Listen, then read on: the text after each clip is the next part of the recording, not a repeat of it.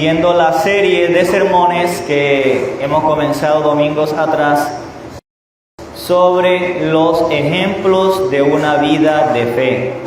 Hemos estado viendo esta serie, ejemplos de una vida de fe, y hoy vamos a ver la parte 4 de esta serie de sermones que Dios nos ha dado la oportunidad de predicar. Y para ello nos vamos a basar en el capítulo 11 de la carta a los Hebreos, desde el versículo 20 hasta el versículo 22. Búsquelo y téngalo allí. Hebreos 11, del versículo 20 hasta el versículo 22.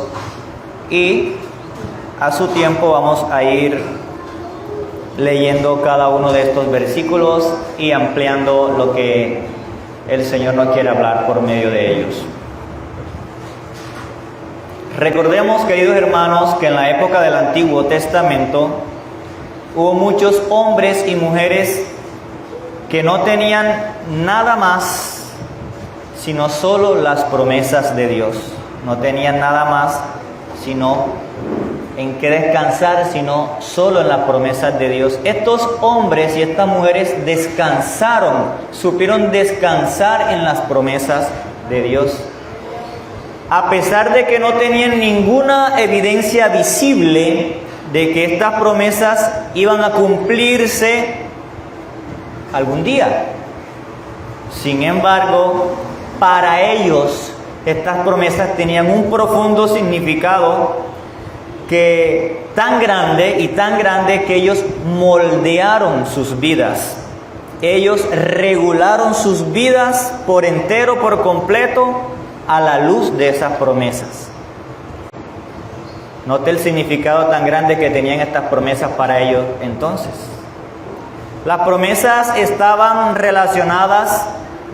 ¿Cómo eran estas promesas o qué carácter tenían estas promesas que Dios le dio a estos hombres y mujeres? Bueno, las promesas estaban relacionadas con cosas futuras, con cosas que iban a venir, con cosas que pertenecían no al estado actual, sino a un estado de cosas del futuro.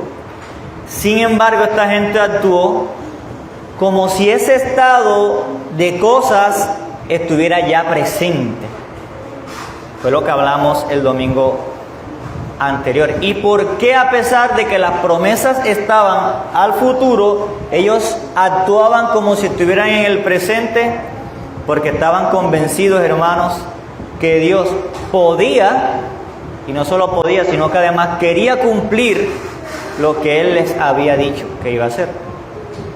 En otras palabras, hermanos míos, estos fueron hombres y mujeres de fe.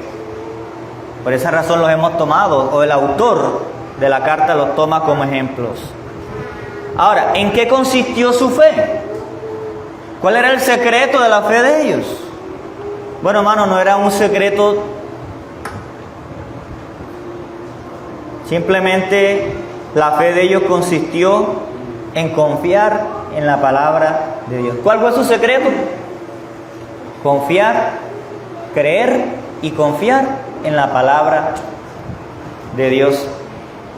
Y no solo creer y confiar en la palabra de Dios, sino, repito, dirigir sus vidas de acuerdo a esa palabra.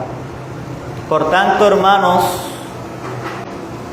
las cosas futuras en cuanto a su propia experiencia, para ellos eran presentes por medio de la fe. Y cosas que no se veían externamente, para ellos eran visibles. No externamente, sino internamente, porque la veían con los ojos de la fe. Entonces, hemos visto que la fe de Abel, la fe de Enoc, la fe de Noé y también la fe de Abraham y su esposa son ejemplos que nosotros debemos imitar. En el día de hoy vamos a seguir viendo un poco más sobre estos ejemplos de fe de los antepasados y vamos a analizar específicamente la fe de Isaac, la fe de Jacob y la fe de José. Vamos a leer el versículo 20 y vamos a ver el ejemplo de fe de Isaac. Escuche lo que dice la palabra. Por la fe bendijo Isaac a Jacob y a Esaú respecto ¿qué? A cosas venideras. Yo quiero que usted note el énfasis que está haciendo la escritura aquí con relación a las cosas venideras. Recordemos que una de lo que dice o que puntualiza el escritor al principio del capítulo 11 es que la fe hace que confiemos en lo que ha de venir. Certeza, ¿recuerdan? Certeza de lo que se espera, convicción de lo que no se ve. O sea, cosas venideras, cosas futuras. Aquí habla de la bendición. Aquí dice que Isaac bendijo a sus dos hijos por fe. O sea, habla de que esa bendición de Isaac sobre sus hijos fue un acto de fe. Oígase bien lo que está diciendo aquí la escritura. Ese momento en que este hombre bendice a sus dos hijos fue un acto de fe. Ahora, ¿por qué es un acto de fe? Aunque este evento, como nos lo narra la escritura, sucede en un entorno bastante dramático e intenso, porque recuerde usted que hay una intriga, ¿cierto? Hay una intriga por parte de Rebeca, la esposa de Isaac, para que fuera como fuere, maquiavélicamente, Rebeca se había propuesto de que Jacob tenía que recibir la bendición de la primogenitura.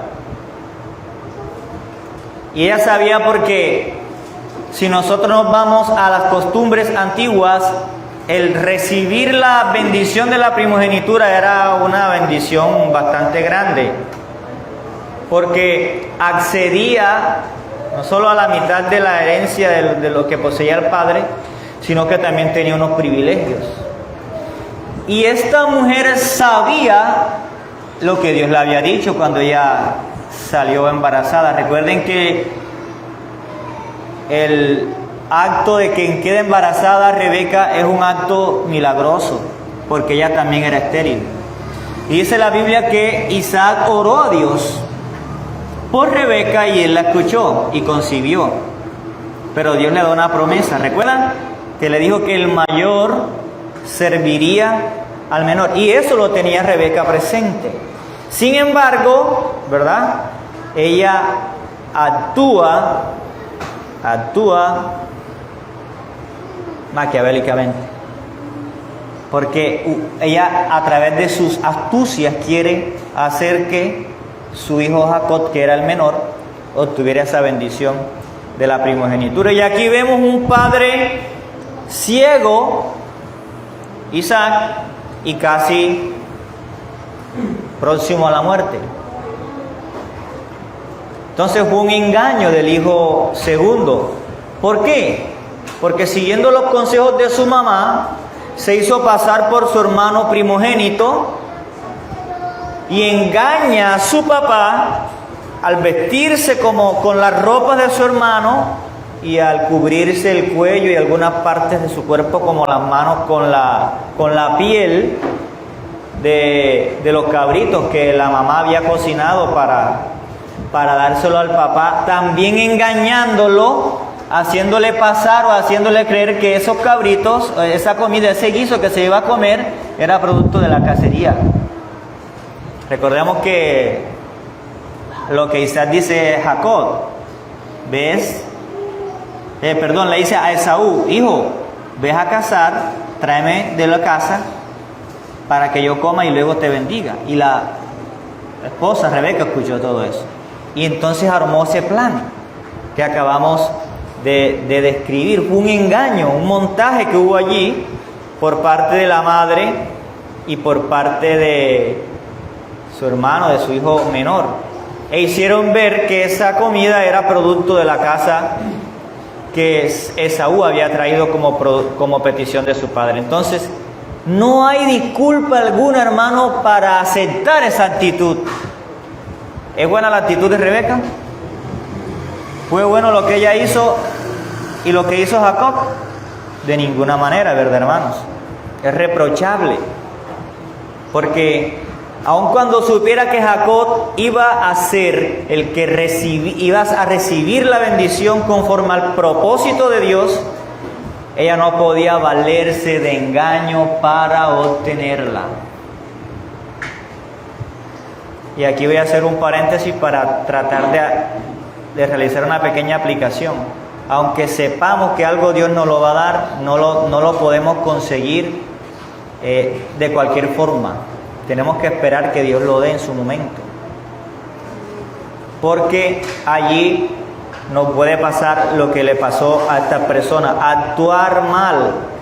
Sin embargo, con todo, hermanos, la determinación divina se establecía en ese caso, como también se explicaba muy bien ahorita que se veía en la escuela, a través de la elección soberana que Dios hace.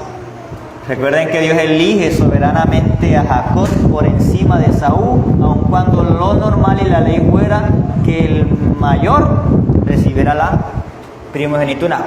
Pero por elección Dios escoge al menor. Entonces, contra todos esos derechos usuales que trasladaría la bendición principal al primogénito, Dios había elegido al menor en lugar del mayor. Esta elección divina, como ya lo hemos mencionado, antecede o se da antes que naciera alguno de los dos. Recuerde lo que señala Pablo en el capítulo 9 de Romanos, verso 11 al 13, que leíamos ahorita también. Pues no habían aún nacido, ni habían hecho aún ni bien ni mal, para que el propósito de Dios, conforme, note esta palabra, a la elección, permaneciera. No por las obras, sino por el que llama.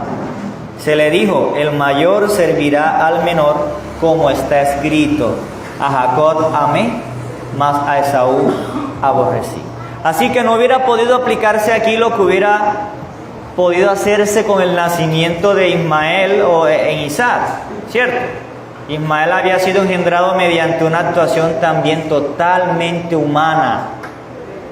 En cambio, en el caso de Esaú y Jacob, los dos son el resultado de un don de Dios, de un milagro de Dios, de una respuesta a una oración que Isaac le hace a Dios pidiendo por la fertilidad de su esposa Rebeca, la cual era estéril. Eso lo vemos en Génesis 25, 21. Y como ya acabamos de mencionar, tampoco estos dos hijos habían actuado ni habían hecho nada para que Dios los eligiera. No habían hecho ni bien ni mal.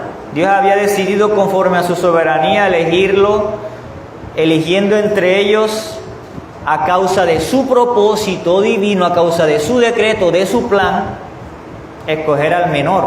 Y que ese plan iba a permanecer sobre cualquier cosa o sobre cualquier decisión que tomara el ser humano.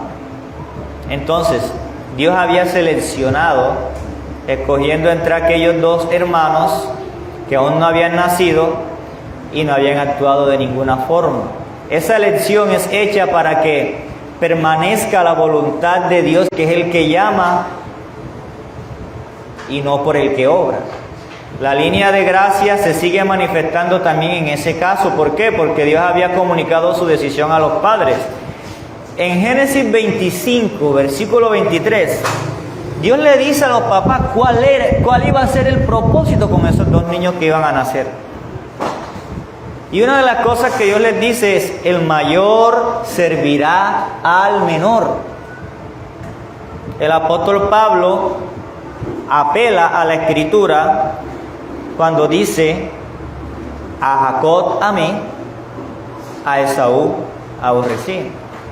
Ahora, esta elección de la que estamos hablando aquí lleva aparejado el amor directo de Dios hacia el elegido.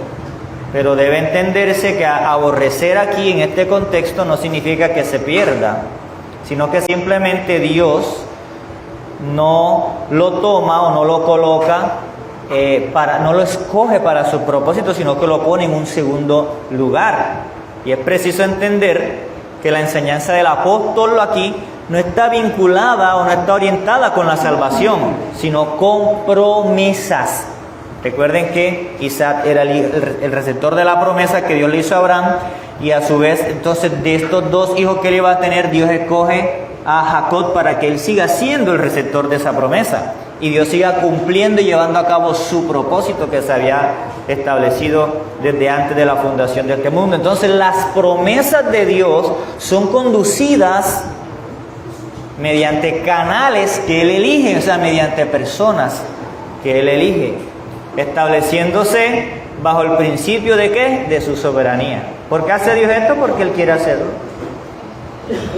Entonces, es la soberanía de Dios la que elige para llevar a cabo sus propósitos y no mediante condiciones humanas.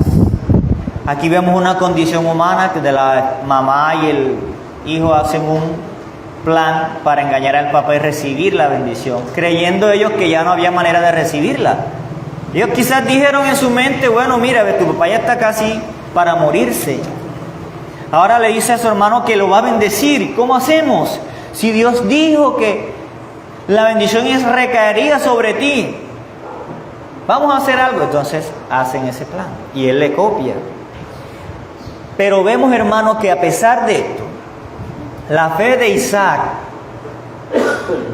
no importa tanto el entorno que se considera antes, aquí se aprecia en que las bendiciones dadas a sus hijos tenían que ver con cosas venideras, como lo hace ver aquí el escritor en el versículo 20. Por la fe bendijo Isaac a Jacob y Esaú respecto a cosas venideras. ¿En qué consistió ese acto de fe? En mencionar, en creer en esas promesas que todavía no se estaban cumpliendo, pero que se iban a cumplir, como se aprecia en la lectura del pasaje que contiene la bendición de Isaac en Génesis capítulo 27, versículo 28 al 40. No lo voy a leer todo, pero voy a mencionar algunos. Dice así: Dios pues te dé del rocío del cielo y de las grosuras de la tierra y abundancia de trigo y de mosto, sírvante pueblos y naciones se inclinen a ti. Sé Señor de tus hermanos y se inclinen ante ti los hijos de tu madre. Malditos los que te maldijeren y benditos los que te bendijeren. Mire cómo bendice a su hijo Isaac. ¿De cosas qué? Venideras. Fíjese que le habla de que lo iban a servir pueblos, naciones, pero también dice que Él va a ser el Señor de sus hermanos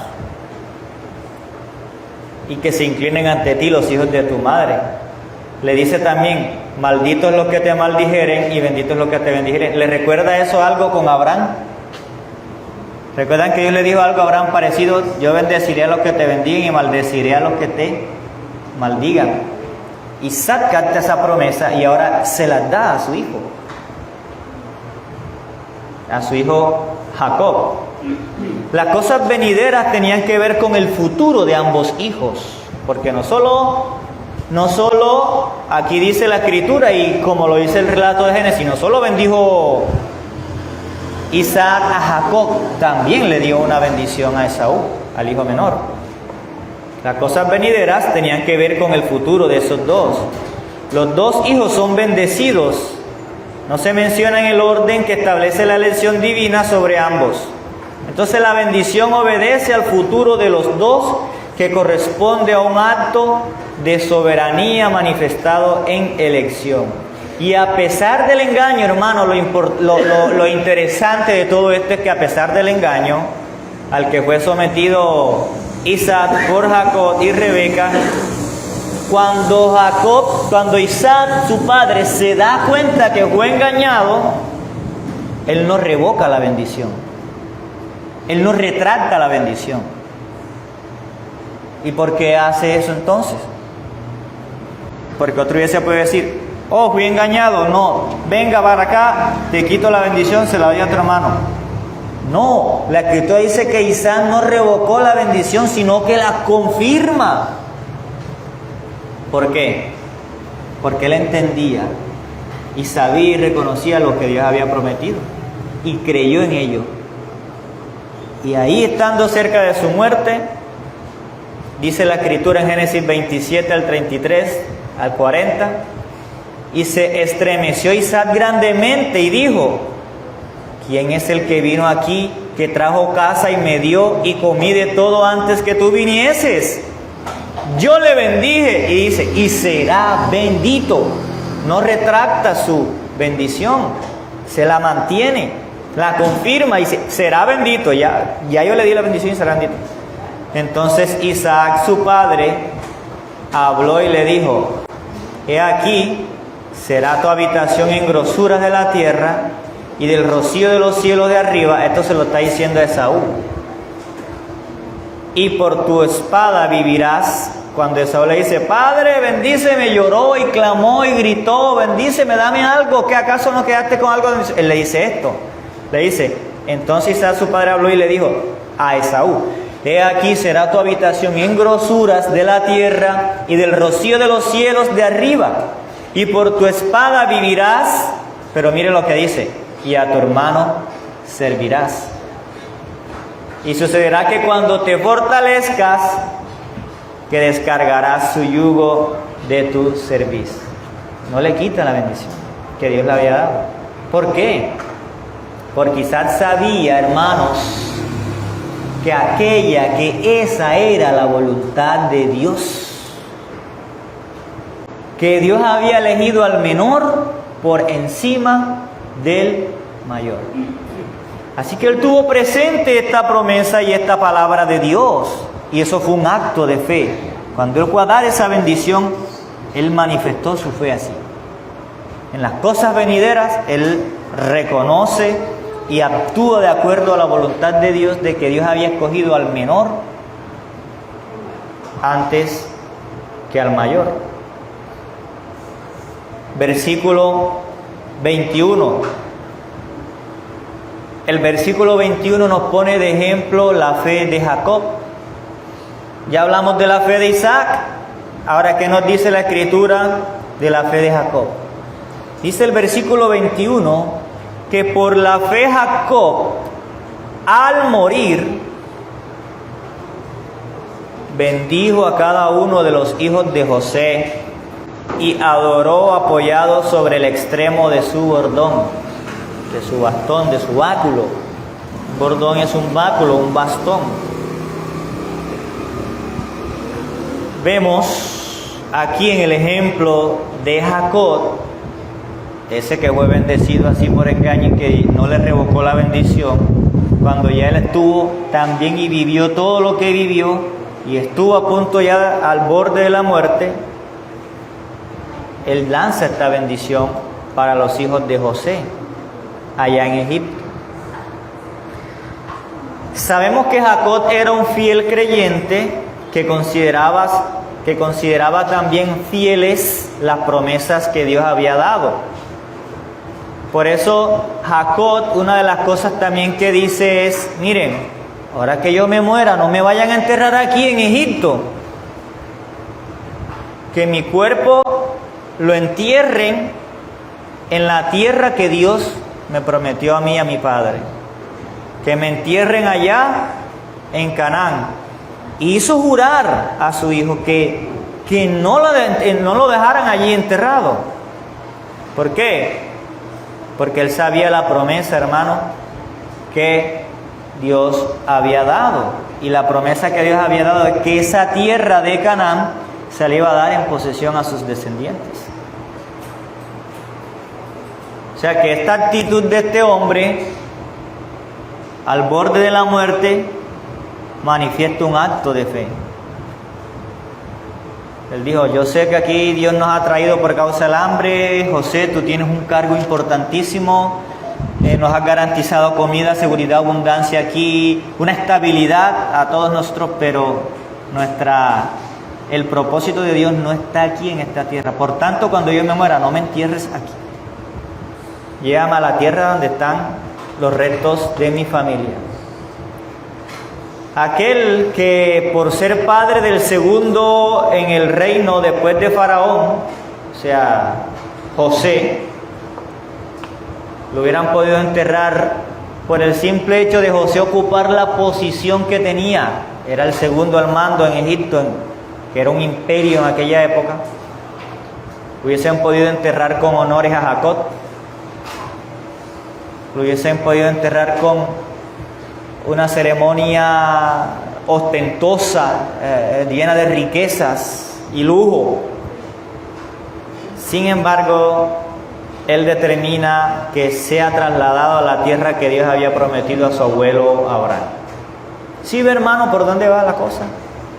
¿Cómo es que manifiesta entonces Jacob su fe? Él no tenía en cuenta el poderío de los hombres, ni la condición del imperio más grande que había en aquel tiempo. Su mirada se extendía más allá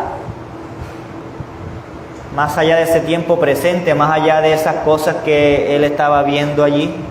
Se extendía más allá y veía de lejos y saludaba las promesas hechas por Dios, dándolas por cumplidas, como corresponde a una verdadera fe que sabe quién es el que las ha prometido, quién es el que ha dado esas promesas. Jacob sabía quién era el que había dado esas promesas. Entonces, aunque su carrera anterior, aunque su vida anterior, de la de Jacob, ¿verdad?, estaba marcada y había sido marcada por cualquier cosa menos por fe, a medida que repetidamente se dejaba llevar por sus propios engaños para obtener ventaja. Recuerden que Jacob no era una perita en dulce. De hecho, ese nombre que tenía significa es engañador. Acá en términos costeños, tramullero, ¿verdad? Tramullero, ¿eh? O sea, el tipo hacía, hermano, unas jugadas bien tremendas. Sin embargo, hermano, al final de sus días reconoció que esos engaños no le habían servido para nada y hizo algo muy bonito. Descansó en la fidelidad del Todopoderoso. Se rindió Jacob ante Dios y descansó allí. Y aquí se nos menciona en el versículo 21 la bendición que Jacob le da a los dos nietos, a los hijos de José, Manasés y Efraín. Y lo tremendo del caso, hermanos, es que esta bendición que él le da no la hace por hacerla, sino que es tomada de la revelación de Génesis 48, versículos 17 y 20. También una actitud que iba en contra de la costumbre de entonces. ¿Cuál era la costumbre de entonces? Bendecir al mayor primero y al menor después, ¿cierto? Y colocar la mano derecha sobre el primogénito y colocar la mano izquierda sobre el menor para bendecirlos. Pero ¿qué hace Jacob? Jacob también ya no veía. Viene José, le dice: papá, bendice a estos muchachos, dale la bendición. Y le pone al mayor, se lo pone acá en la mano derecha para que él no, y al menor se lo pone acá en la mano izquierda. ¿Y qué hace Jacob? Cambia las manos a propósito, aunque no estaba viendo, ¿verdad? Cambia el orden aun cuando su hijo José le advirtió, porque José se tiende a molestar y dice: no, papá, así no es, estás en un error. Pero viendo José que su padre ponía la mano derecha sobre la cabeza de Efraín, le causó disgusto, dice la Escritura, y le agarró la mano al viejo, hermano, para quitársela y pasársela para acá, para cambiarla de la cabeza de Efraín a la cabeza de Manasés. Y dijo José a su padre: no así, padre mío, porque este es el primogénito, pon tu mano derecha sobre su cabeza. Pero el padre no quiso. Y dijo: lo sé, hijo mío, lo sé. También él vendrá a ser un pueblo y será también engrandecido, pero su hermano menor será más grande que él, y su descendencia formará multitud de naciones. Y los bendijo aquel día, diciendo: en ti bendecirá Israel, diciendo: hágate Dios como Efraín y como Manasés. Y puso a Efraín antes de Manasés. La bendición de Jacob, hermano, es una verdadera manifestación de fe, haciendo descansar en sus nietos parte de la bendición prometida de formar un gran pueblo, junto con la realidad de la inmutabilidad divina, de que Dios no iba a cambiar sus promesas por nada del mundo. Así que él sabía y había creído en el Dios de sus padres, y que ese mismo Dios también tenía bendición para sus nietos. Y la bendición que Jacob le entrega a sus nietos es una bendición que descansa plenamente en Dios, como corresponde a las personas que viven por fe. La vida de fe, hermanos, es también una vida de adoración. Nos lo dice este versículo aquí, miren, la parte B del verso 21. Dice que él bendijo a estos muchachos también acerca de cosas futuras, de cosas venideras, pero lo hizo, dice, adorando, apoyado sobre el extremo de su bordón. La vida de fe es también una vida de adoración. El último acto que se destaca en la vida de Jacob, en este texto, es que adoró apoyado sobre el extremo de su bordón. Qué bonito, ¿verdad, hermanos? Que lo último que hiciéramos nosotros antes de partir de este mundo y de dejar esta tierra, nos muriésemos adorando a Dios, orando, alabándolo con las manos en alto, como lo han hecho muchos hombres y mujeres también. Es algo bello, porque una vida de fe también es una vida de adoración. Es una persona que quiere adorar a Dios con todo, aún en los momentos más difíciles de su vida. El creyente, el verdadero creyente, no deja de adorar a Dios. Aún en las pruebas más grandes, hermanos, que atravesemos, nunca vamos a dejar de adorar a Dios.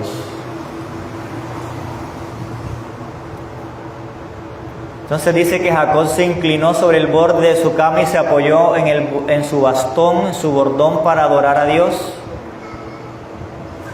Ese hombre que había tenido tantos fracasos personales, a pesar de ellos, era un hombre de fe que creía en Dios y creía en sus promesas, poniendo a sus descendientes bajo esa protección del Todopoderoso, seguro de que Dios iba a cumplirlas, que iba a cumplir esas promesas hechas a sus antecesores y confirmadas también sobre él. La bendición que dejó a sus nietos, que serían cabezas de 2 de las tribus de Israel, fue por fe. Fue por fe. Y actuó también como actuaron con él. Él, siendo el menor, recibe la bendición y seguía por eso también. Bendice al menor y no al mayor de los nietos, hijos de José. Entonces tenemos el ejemplo de fe de Isaac, tenemos el ejemplo de fe de Jacob, pero también tenemos el ejemplo de fe de José. Dice el versículo 22, que por la fe José, al morir, mencionó la salida de los hijos de Israel y dio mandamiento acerca de sus huesos. Y todos sabemos también que su petición fue similar a la de su papá. No me dejen aquí. Pero él menciona, las últimas palabras de José tienen que ver con acontecimientos futuros también, relacionados con el pueblo de Israel. Dios le había revelado a Abraham, si ustedes recuerdan, ¿cierto? Por ahí en Génesis 19, 18, no recuerdo el capítulo exacto, pero Dios le muestra, le dijo, mira, tu descendencia un día va a ser esclava por 400 años en Egipto. ¿Recuerdan? Génesis 15, 13 ya, ahí ese es el texto. Génesis 15, 13 Dios dice, entonces Jehová dijo a Abraham, ten por cierto que tu descendencia morará en tierra ajena y será esclava allí y será oprimida 400 años. José conocía sin duda alguna esta profecía. José la sabía también. La profecía que había recibido su bisabuelo, que Dios mismo le había dicho. Abraham, una de las cosas que caracteriza a Abraham es que Dios le dijo, tú tienes algo que tú vas a enseñar, todo esto que te he dicho a las generaciones por venir. Y así lo hizo, se lo inculcó a Isaac. Isaac a su vez lo hizo con Jacob. Jacob lo hizo con sus hijos y con José, que era hijo de él. Y ahora José, estando a punto de morir, una de las cosas que dice es esa misma profecía pareciera a ojos humanos que no se iba a cumplir. Repito, José era el segundo del reino. Su familia había sido recibida con privilegios muy únicos en Egipto. Les dieron una ciudad para ellos. Estaban bien. Era gente admirada, era gente reconocida como correspondía a la familia del más alto dignatario después de Faraón. ¿Cómo podía pensarse, quién podría imaginarse que algún día ellos iban a ser esclavizados? Nadie se le ocurría, humanamente hablando, esto. Pero José sabía que había una profecía. Lo que de pronto desde la perspectiva humana no era posible, sí lo iba a ser posible porque Dios lo había determinado. Y ya Dios lo había anunciado cuando le dijo a Abraham, ten por cierto. Por tanto, aquello se iba a cumplir. Y José, hermanos, manifiesta tiene un acto de fe al creer esa profecía, esa palabra de Dios. Que se iba a cumplir, aunque en la lógica humana, aunque la lógica del pensamiento en ese momento era imposible, porque Israel estaba en unas condiciones pero súper favorables.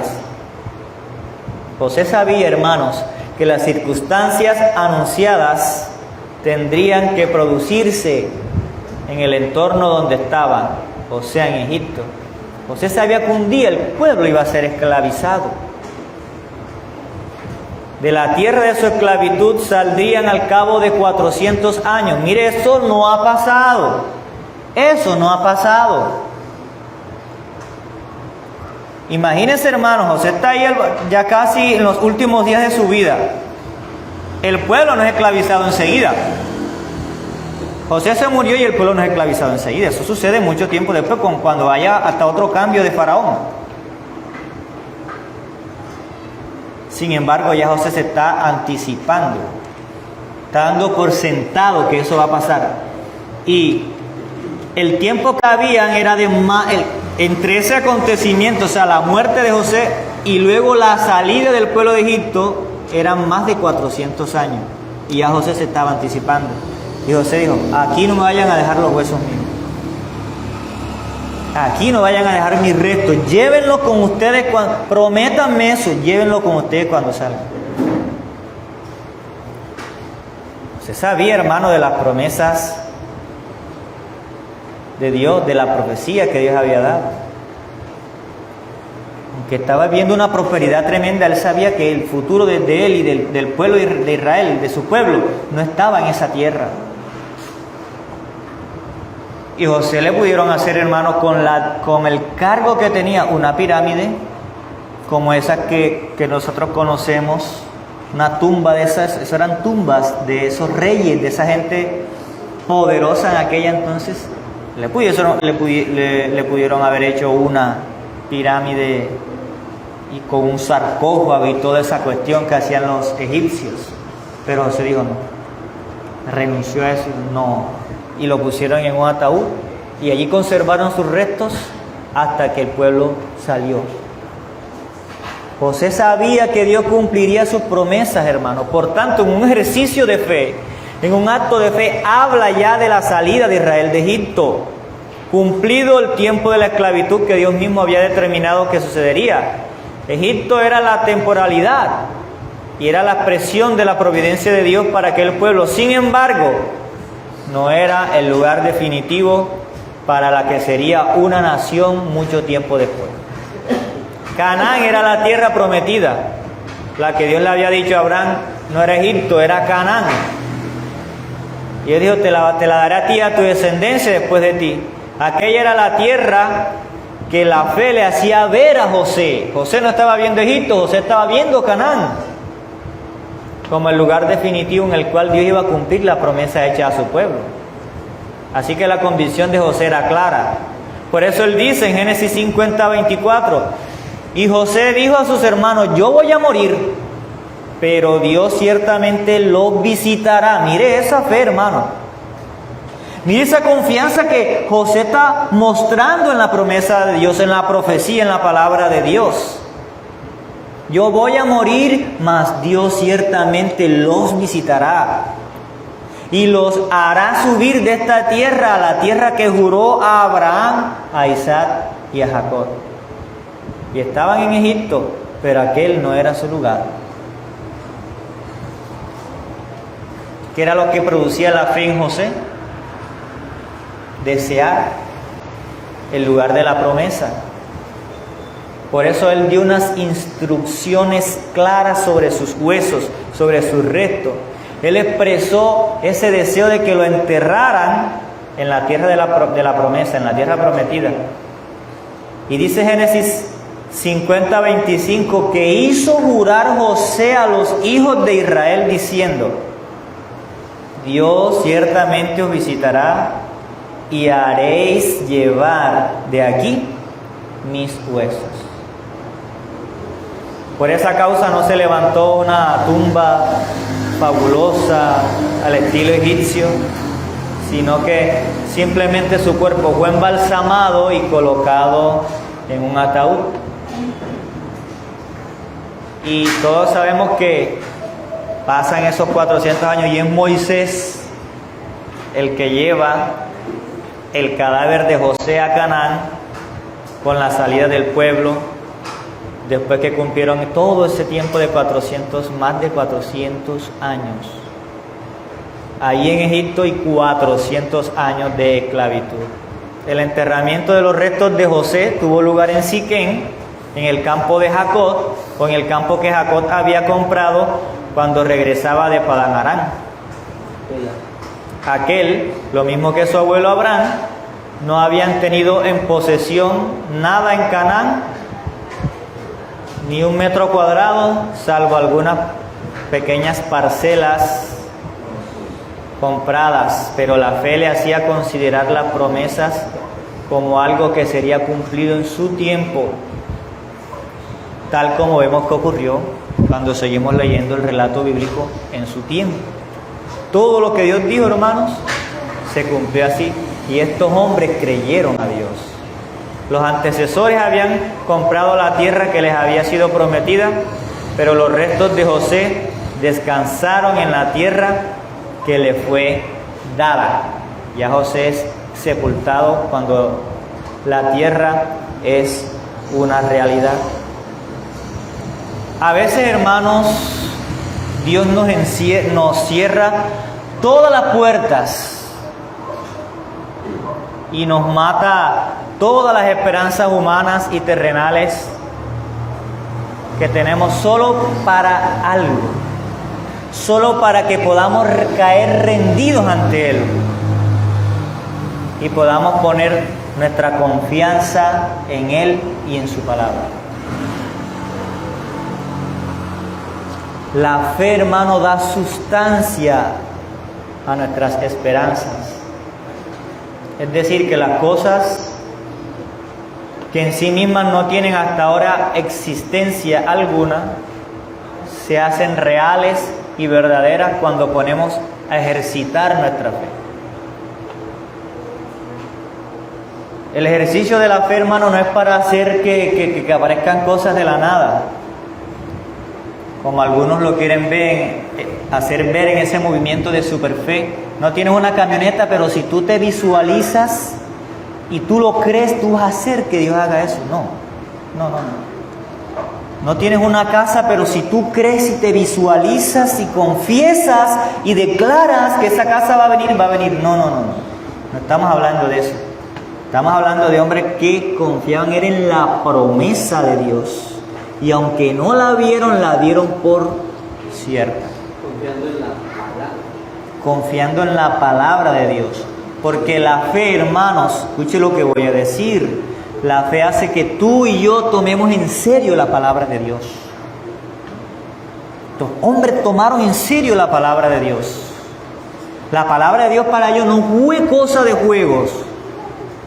No fue cosa de tomar a la ligera. La tomaron en serio. Y vivieron de acuerdo y moldearon sus vidas de acuerdo a esa palabra. Por eso se hicieron reales y verdaderas por la fe las cosas. La visión física produce convicción en nosotros, ¿verdad? De esas cosas que se pueden ver.